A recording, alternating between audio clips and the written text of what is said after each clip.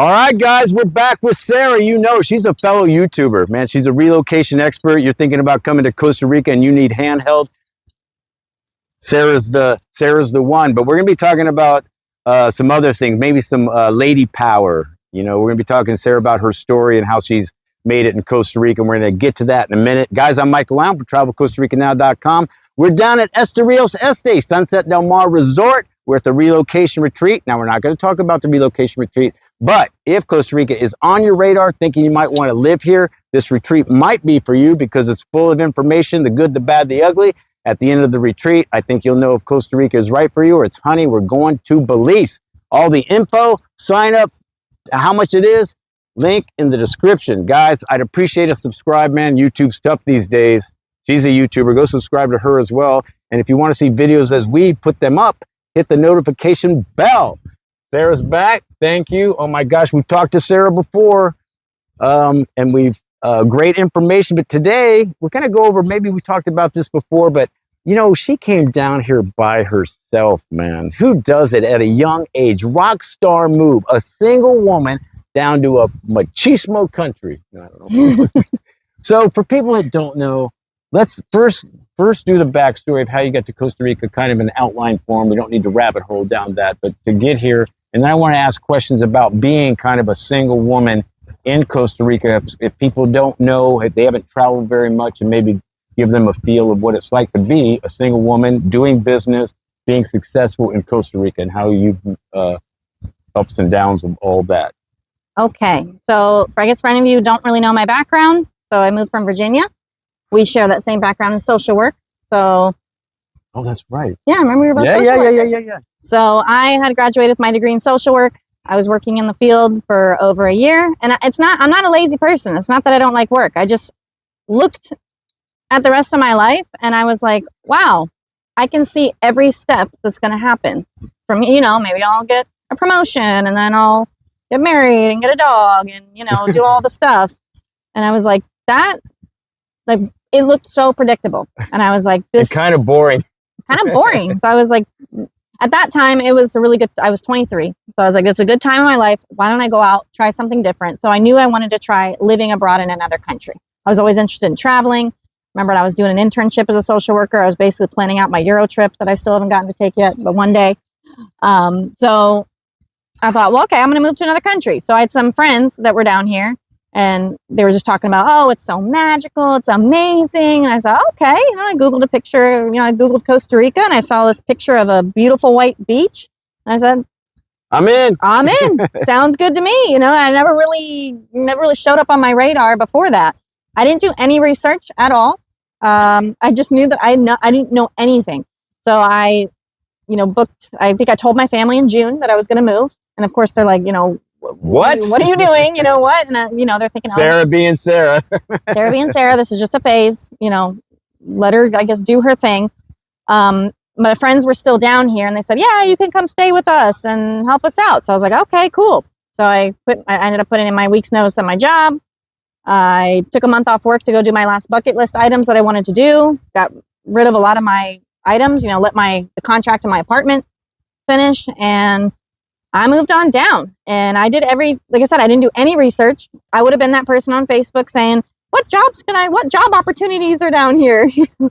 Well, real quick, what was your mindset like? I'm going to go see what Costa Rica is about, or did you go, oh no, I'll be living there? I mean, I moved. So you're thinking, I'm going to live there. It wasn't like I'll go check it out, see if it's, you were ready to. I moved. Like I put things into 2 suitcases. One of my suitcases got lost on the airline, but I did eventually get it back.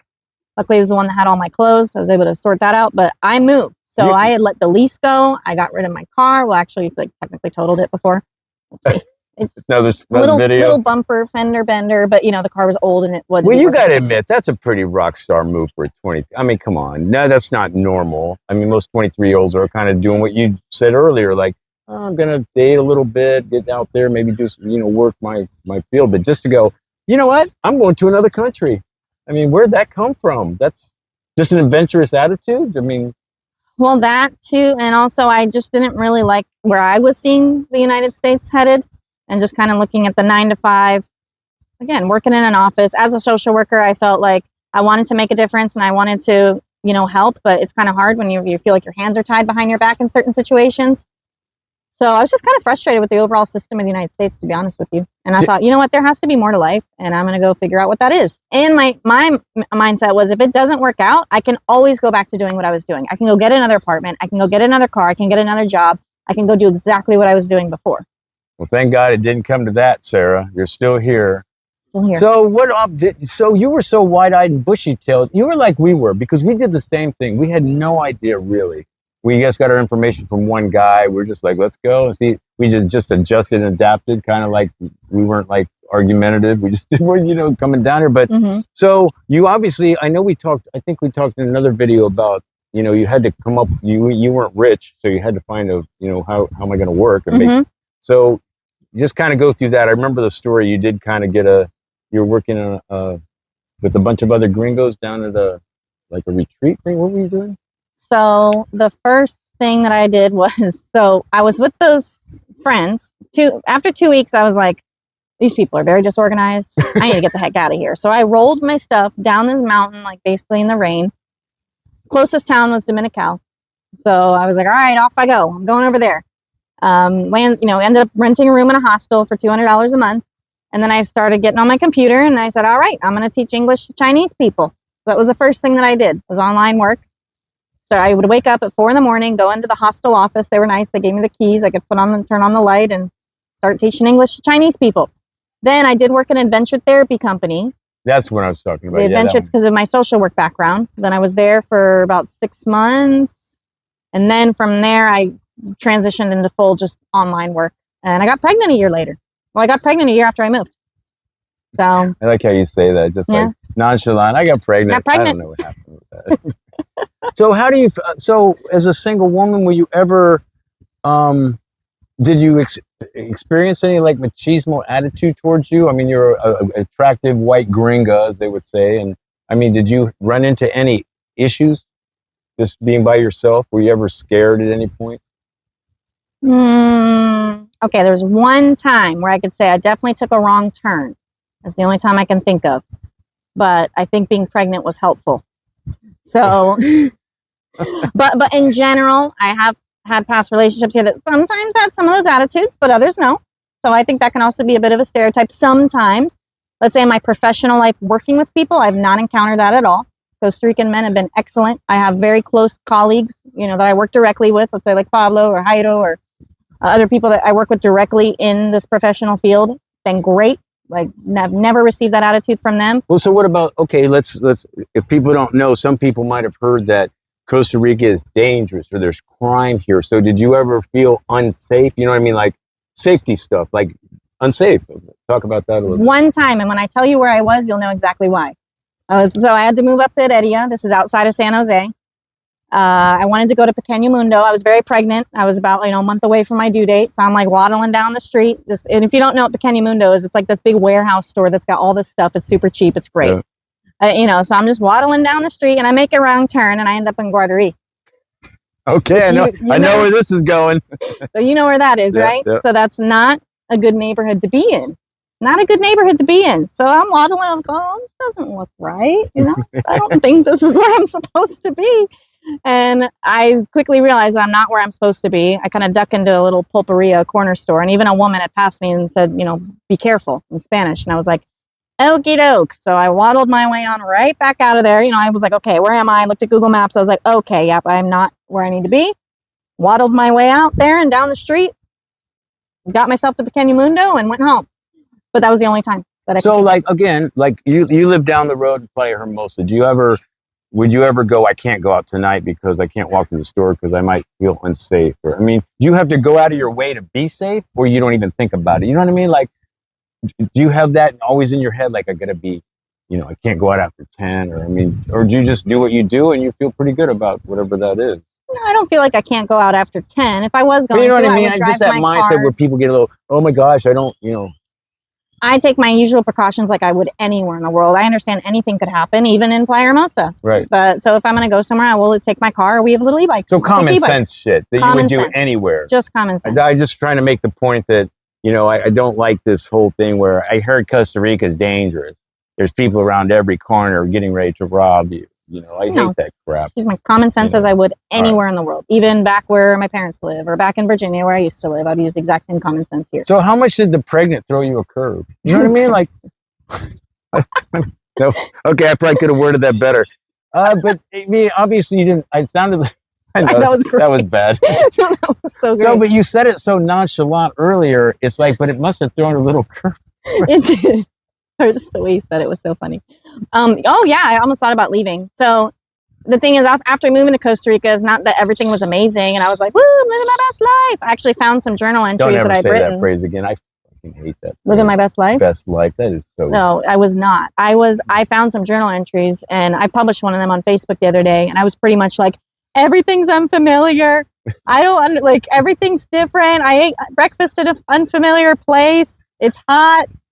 Everything, like, how am I going to go on with this? Like, I got pretty like dramatic in my writings. So I do want to normalize to let people know that you might have a rough time when you first get here. You're just going through so many changes, and I went through a really, really rough time. So I don't want people thinking that I just moved to Costa Rica and everything was sunshine and rainbows, because I struggled super hard. But it wasn't necessarily Costa Rica making you struggle. It was your own, like, I don't know, decisions, your own just life doing what life does. But it wasn't necessarily Costa Rica throwing all this. It's Costa Rica's fault. No, I got what I asked for. I didn't want predictability. I moved because I wanted to like make different changes and have a different life. So I did it, but it was scary because when you're moving, you kind of pluck yourself out of that familiar box where you know where you're going to be in 5 to 10 years from now. And now all of a sudden it's holy crap, where am I going to be in a year from now? And I was pregnant in a year from then. So that was so now, I mean, navigating that, I mean, it is kind of a curve if you weren't really planning on it. No. Quit laughing. So you're like, I don't care. I'm pregnant. This is what's going to happen. It is what it is, and I'm going to move forward. Did you ever like go, maybe I've made a wrong decision and think about going back? Or that never entered your mind? Or you just were... I did think about going back. And of course, my family was, you could always come back and then you can live with us and then we can, we'll figure it out. So of course they were very concerned. I was thinking about moving back. I absolutely did. Because I thought, okay, maybe I need to go back and be a normal person again. And now I have this child I need to take care of. But I'm so glad I didn't, because I feel like if I did, then I would have just gotten so like sucked back into that life that I never would have made it back out here. So I did think about going back. Absolutely. So when you say you had a difficult time, was it like in your head difficult time? Like you were stressing about certain what was it that was a hard, you know what I mean? Like define the hard time. What does that mean? It wasn't really Costa Rica. Was it like, oh my God, I'm pregnant. I'm working, but it's not what I really want to do. And where's this going? And what the hell? It was just like, where the heck is life putting going? the stress on yourself, really. Totally. And adjusting to the language, that was something that was important to do too, because that helped make things easier. But yeah, no, just me at that life crossroads of, oh my gosh, what's going to happen? Like how am I going to make a sufficient enough income to support this life and now support this whole kid? I already knew pretty early on that I'd be doing it alone. Like that wasn't, all the signs were there. But it was very stressful. Did you get over it just by moving forward? You know what I mean? Like, okay, I have this feeling of I'm stressing, but I'm just going to keep my eye on the future or whatever and keep moving in this direction. And it's just kind of over time, it kind of worked it out a little bit, or I don't know how'd you get over it? You know what I mean? Yeah. How'd you figure it out? You didn't go home, so you obviously had some sort of plan unconsciously or whatever, just to keep moving and things are gonna fall into place. When did you actually start like doing what you do? I mean, obviously you're a popular YouTuber and stuff. Did that come naturally, or you just go, I'm gonna start talking about my life? I don't know that part of the story with you. Like, so where'd that segue from working, and that with the people to being what you're doing now? So, I guess from your first point of like, how did I pass through those things? I guess I'm just really hard-headed. I'm a Taurus, and I still have had to pass through the construction. Just a lot of things, a lot of stresses. I've been through my stresses, and I just don't see any other option than to move forward. Like, that's just my mindset. Anyone who knows me, that's just me. Like, there's no other option. I will stay up late. I will wake up early, and I still do that. You do what you got to do to get. I have many late nights. I don't care, whatever it takes. I just keep going. Like when I'm presented with a challenge, it doesn't paralyze me into doing nothing. It pushes makes me you, yes. to do more. That also might mean that whatever feelings or things that I'm going through, I will take that and go, you know what? I don't got time to deal with this right now. We're going to deal with that later. Or we're just not going to deal with it at all. So I'm sure I got a lot of unprocessed stuff up there, but it's for me, that's just not an option. You have to keep going forward no matter what. And then bringing a child into that equation, there's no other option. You have to keep moving forward, marching forward, regardless of what happens. And that's what I've always done. So how was the experience of having a daughter? Got the pleasure of meeting her the other night. Mm-hmm. So you just incorporated everything. We're like the locals good to you with your kid? I mean, how were you treated? Like with wherever you were living at the time, were people helpful? Did you stay to yourself, or were people like, oh, watch her, you go do this? Or how did that all go with helping raise her a little bit? Oh gosh, yeah, it was amazing. I mean, the amount of community support. So when I had her, I was at Edia. I had a C-section. Wasn't supposed to be going upstairs. You know, I called an Uber to go to the hospital for my delivery at 2 a.m. That's so Sarah. I called an Uber, put on my adult diapers and called the Uber, and off I went. Next day, got discharged. You know, normally the C-section, I know you'd stay a little bit extra, but I got things to do. Didn't have that kind of money. So I was like, all right, out I go. The Uber drivers were incredible. They would walk me up the stairs, and then I was there for 2 weeks. I moved back down to Dominical because that was the area I was most familiar with. I moved down by myself, got myself this cute little closet of a space to live in that had a little ocean view right there in Dominicalito. Found out that the woman I was renting from was somehow an aunt of my child. And they were so wonderful. This is before that even. Did you eat? Are you okay? Like, you know, they might let my daughter take a nap, and I go down and shower and maybe eat something in peace. And all the Costa Ricans were I want to actually amazing. say, for those of you who don't know or haven't really experienced Costa Rica, they are extremely family oriented here. And when they take you under your wing, whether you're blood relative or not, you become freaking family. So I can see that experience. You're not in other words, if you don't want to be by yourself in this, like what you were doing, you do not have to be. There is a lot of people willing to go, Sarah, you just go. I got it. And they'll show as much love like it's their own kid. I mean, Absolutely. I've seen that time and time and time again there. I think the United States has a lot to learn about how important family is, how important elderly is, how they're, revered. In the United States, it's almost like, yeah, I love my mom, but she's older, she could die, whatever. But here, they're revered as a guru, grandfather and grandmother, the patriarch, the matriarch.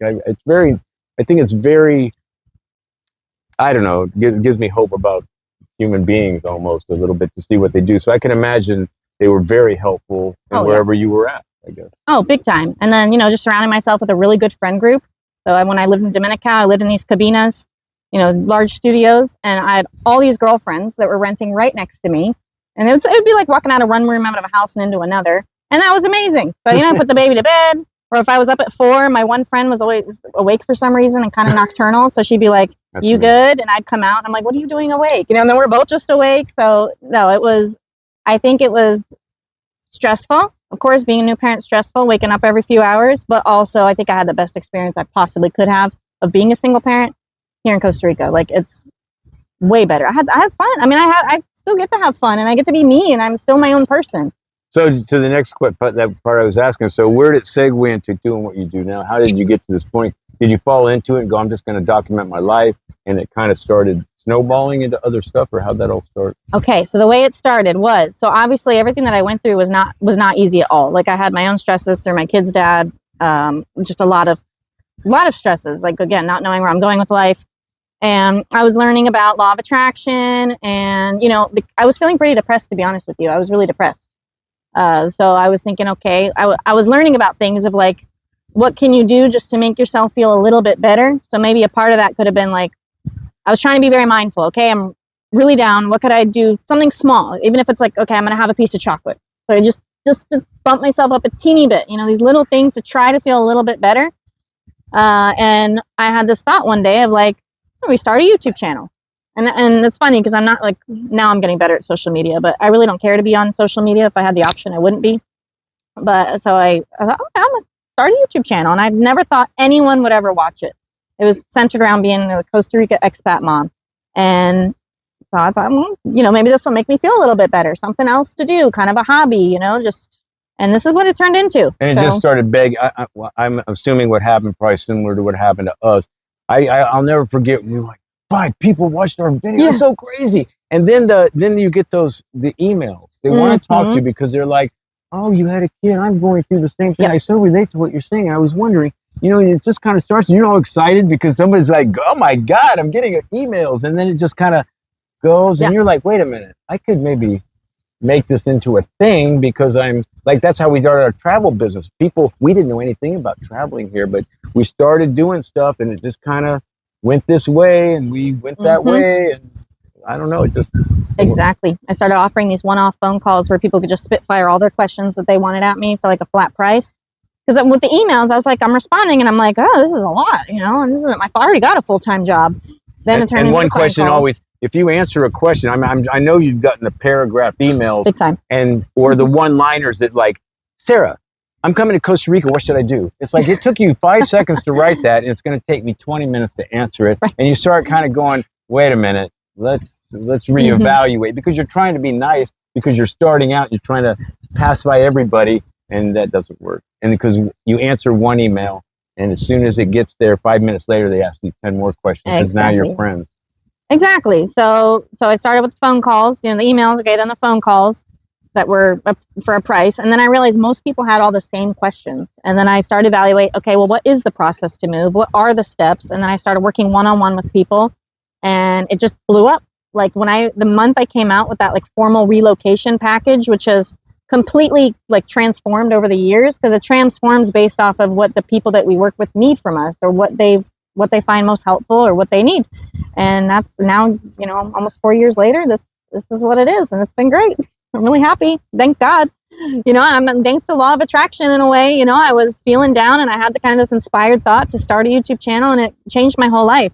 And then moving to Costa Rica, I didn't want to know what life would look like in 5 years from then. If you told me 5 years ago what I'd be doing right now, I'd be like, what? You would have never guessed I would have never guessed it. So that's what I moved here for. Like for me, that's why I moved here. And now if you tell me what I'm going to do in 5 years from now, I don't know. I know I'll still have this business, but it's probably will be transformed into who knows what. And that's the great part too. I know a million people I know a million people look at you and go, oh, wow, she's young. I'm like her. She did it. I'm sitting here going nowhere and she's down there doing what I want to do. It doesn't have to be Costa Rica, but a strong woman making decisions. And you obviously went through the hardships and what advice would you give to those people? Should they get off the couch and again, not Costa Rica necessarily, but maybe go do that, take that little risk, do your homework and research on whatever it is and maybe take that leap of faith in a way, with try to keep that risk factor down, but take that. I mean, you did it at a very young age. You got to admit that most people don't quite they might come out here and do digital nomad for 3 months and move on to Thailand or something. But I mean, to actually come down here and stay it when you were starting at 23 is fairly not the norm. No, I've seen a lot of people come and go. I would say just go do it. And I mean, of course, evaluate your risk. I didn't have a lot to lose. I had $5,000 in savings when I moved. Of course, drained through that pretty quickly. Yeah, it doesn't last long. No, it doesn't last long. But I mean, I still take calculated risks now, even like with building 2 houses, maybe a little more off than I should have at that point. But just go do it. Just that's working out, right? It's working out. It all worked out. Everyone likes them. I haven't seen it, but everyone's like, you should see Sarah's houses. It's like, but just go do it. I mean, some people don't. Some people just never will, to be honest with you. I know, but but that's when you're close to death and you have all those regrets. You know what I mean? It's like, I should have done this thing. Just go do the thing. It may not work out, but you know what? Whatever. Just try. Why not? Because you're not going to know unless you try. And now, do you see yourself going in another direction? Like, okay, even like it sounds like the houses you built are successful. And I'm assuming one either going to resell or you're going to use it probably like an Airbnb type of thing. Do you see any future in that kind of thing? Or did you think of like, oh, I could do this thing. Maybe I would start a little 4-bedroom apartment, or I mean, do you see yourself going in any other direction? Because the YouTube stuff there's a lot of, we have options. I'm sure you get approached like I do with different ideas and, you want to be on board, Sarah, I'm doing this thing. But do you see yourself going in any direction from what you're doing now? Well, right now the house is on sale. and it's also an Airbnb. You can check out her house, man. Go to the link, man. Maybe you're going to be a neighbor of Sarah's. You don't even know. But ultimately, I would like to have 4 to 6 apartments that I would rent out. So you want to? Oh, yeah, that's actually exactly my end goal, and I'm gonna consider that my retirement. Wow, so 4 to 6 apartments, and that's my retirement. You're gonna be like a slumlordess. Wait, lordess? I don't know. I just made that up. I mean, but who knows? But maybe that's what I think I want to do. But who? I mean, again, I'm working towards that goal, and if things kind of shift and change into a better way that's supposed to work out for me in a different way, then I'm open to that too. I mean, to what you're doing, here's how I see it. I think Airbnb is dead. So I actually think the longer term thing, with what I'm seeing at this relocation retreat, the people that are looking at Costa Rica, rental properties are at a premium. I mean, they just are, because everything's in Airbnb. It's hard to find rentals. You have to talk to the Airbnb person to go, hey, you want a rental? So I think the apartment thing is the perfect timing to do that, actually. You will, they'll be rented within like I want I want 2 apartment. minutes. Yeah. So that's my retirement. Yeah, we need to team up. We could get those going. Exactly. All right, Sarah, we'll talk again, and we always run into each other. It's always a pleasure. You got a lot of information. You guys want to talk to Sarah? I'm going to say it for the 3rd time. She's going to be in the link. You can talk to her. Maybe you buy her house.